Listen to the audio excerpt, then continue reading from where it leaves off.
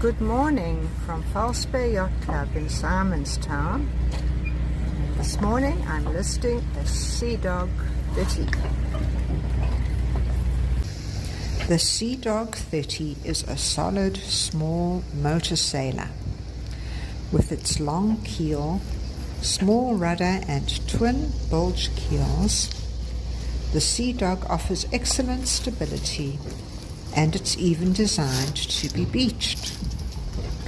Equipped with a twin-mast ketch rig, the masts are mounted in tabernacles, allowing them to be raised and lowered without the need for a crane.